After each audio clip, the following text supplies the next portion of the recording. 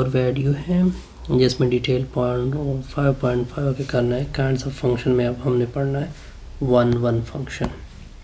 देखिए 1 फंक्शन की डेफिनेशन क्या है कि a to b सबसे पहले फंक्शन होगा, अदरवाइज आप 1 चेक नहीं कर सकते। इसी अगर फंक्शन है तो इसी फंक्शन को क्या बोलते हैं 1 फंक्शन।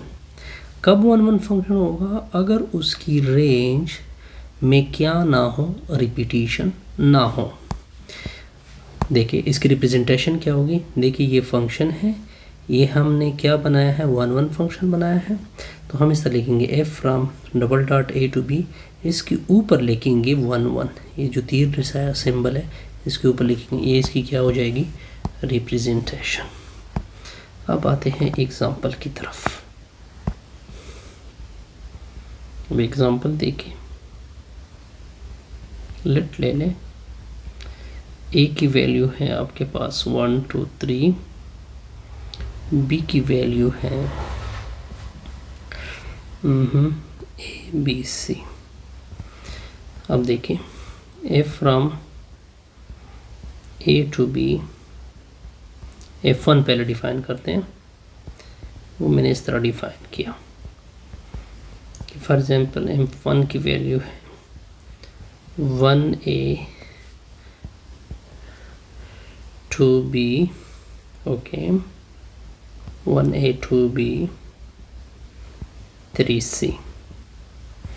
अब देखिए f1 जो है अगर मैं इसका डोमेन निकाल लूँ तो इसके डोमेन में पहले, क्योंकि हमने पहले फंक्शन निकाल चेक करना होता है कि ये फंक्शन है, तो इसके डोमेन में 1 2 3,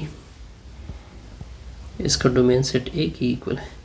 1 जो है वो 1 टाइम्स आ चुका है, 2 भी एक दफ़ा आ चुका है, 3 भी एक दफ़ा आ चुका है। सेकेंड कंडीशन भी फंक्शन की क्या हो गई, no repetition, no repetition in domain.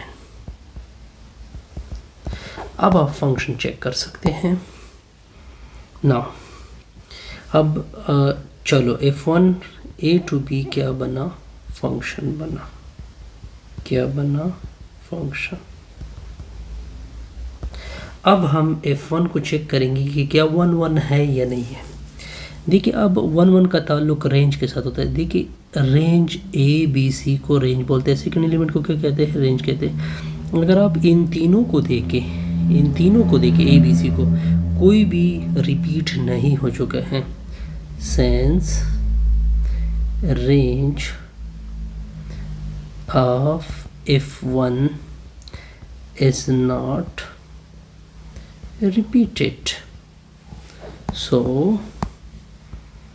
f1 from a to b ऊपर क्या लिखोगे 1 फंक्शन, ये क्या है 1 है।